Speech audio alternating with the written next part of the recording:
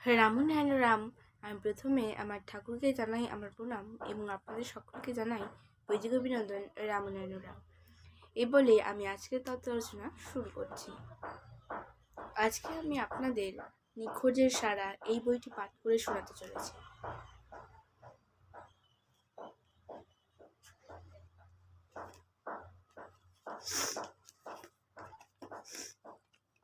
তোমার ইন্দ্রিয় গোচরে সমস্ত ইন্দ্রিয়তে দেহেতে প্রতি মুহূর্তে মুহূর্তে তোমাকে সজাগ করে দিচ্ছে যে তুমি আছো, কিন্তু তোমাকে তুমি খুঁজে পাবে না। জীবনযাত্রার প্রতি মুহূর্তে এই যে আমরা দেখেছি শুনছি, কিন্তু কে দেখে কে শোনে চিন্তা করে দেখেছো কোনোদিন? জীবনটাকে ভালো করে যদি তোমরা খেয়াল করো তাহলে বুঝবে প্রতি বস্তুতে বস্তুতে ধ্বনিত হয়ে চলেছে মহাশূন্যের সেই নিখোঁজের সাড়া। এই পৃথিবীর কোনো বস্তুকে তুমি ধরে রাখতে পারছো না। প্রতি বস্তুই রূপে রূপে রূপান্তরিত হচ্ছে, না হয় মিশে যাচ্ছে। কে যে কথা বলে, কে যে খায়, কে যে শোনে, কে যে ঘ্রাণ নেয়, কে যে স্বাদ পায়, কে যে বোঝে, কোনোটাকেই তুমি খুঁজে পাচ্ছ না, ধরে রাখতে পারছো না। বড় সাংঘাতিক কথা। আমরা শূন্যের থেকে যে এসেছি, এই শূন্যের প্রভাবটা প্রতি বস্তুতে বস্তুতে, অণুতে, পরমাণুতে, আরো সূক্ষ্মে, অতি সূক্ষ্মে প্রতি মুহূর্তে জানানে দিয়ে যাচ্ছে। তাই পথিক তোমরা চলেছ অনন্ত যাত্রার পথে। তোমরা এখানে বসে আছো, কিন্তু কে যে বসে আছে, কে যে বুঝতেছে, বুঝতে পারছো না।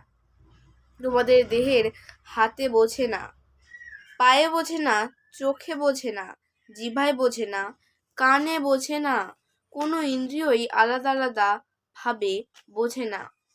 এই যে বোঝে না বিষয় বস্তু দিয়ে গঠিত তোমরা কিন্তু প্রত্যেকে বসে আছো। মনে করো, মনে ভাবছো আমি বুঝতে পারছি, আমি তো দেখতে পাচ্ছি, আমি তো খেতে পারছি, আমি তো শুনতে পারছি, আমি তো চলতে পারছি, আমি তো কথা বলতে পারছি। হ্যাঁ, সবই পারছো, কিন্তু কিছুই পারছো না। তার কারণ হচ্ছে, কোথায় আছো তুমি? একটা ইন্দ্রিয়কে জিজ্ঞাসা করো দেখিনি। হে চক্ষু, তুমি যে দেখতেছো, তুমি বোঝো? চক্ষু বলবে, আমি তো দেখি না। চোখ নিজে কখনো বলতে পারতাছে না যে আমি দেখি। বাল্বে লাগাইয়া জ্বইলা উঠল, বাল্ব বলতে পারবে না আমি কিভাবে জ্বলছি। ব্যাটারি আছে, সব আছে, চোখের বাল্ব লাগাইয়া দিল, সেট কইরা জ্বইলা উঠল। বেদের যুগে পকেটে কইরা আরেকজনের চোখ নিয়া যাইতো, সেই চোখ অন্যজনে চোখে লাগাইয়া দিয়া দেখতে পাইতো। কিন্তু কে যে দেখে খুঁজে পাচ্ছ না, কে যে শোনে খুঁজে পাচ্ছ না। অথচ শুনছো, দেখছো, প্রতিটি ইন্দ্রিয়ই নিজ নিজ কার্য করে চলেছে। এইভাবে খুঁজে না পাওয়ার বস্তুতে আমাদের দেহটা এমনভাবে গড়া যে কোন বুঝ থেকে এসেছি আমরা সেটাই বুঝতে পারছি না।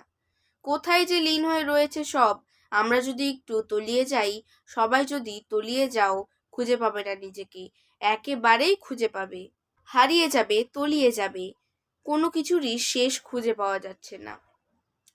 সবই হইতাছে মাটি দিয়া মূর্তি গড়াও, যন্ত্র দিয়া বিভিন্ন মেশিন গড়াও, সবই চলতাছে কম্পিউটারের মেশিন চালাচ্ছ, কিন্তু নিজের শক্তি হিসাবে যে আমি বুঝতেছি কেউই বলতে পারতেছে না। কোন যন্ত্র বলতে পারবে না যে আমি নিজে দেখি? কম্পিউটার মেশিন সে নিজে দেখে না, অথচ সব কাজই করতেছে তোমার মতো।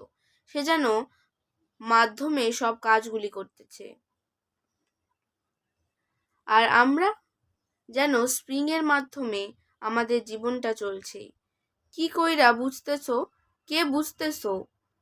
সমস্ত দেহ তন্ন তন্ন কইরা কাটা ছিঁড়া করলেও এর খোঁজ পাওয়া যাচ্ছে না। কোনো ইন্দ্রিয়ই কোনো যন্ত্র বলতে পারতেছে না দেহের কোন জায়গায় কে বুঝতেছে।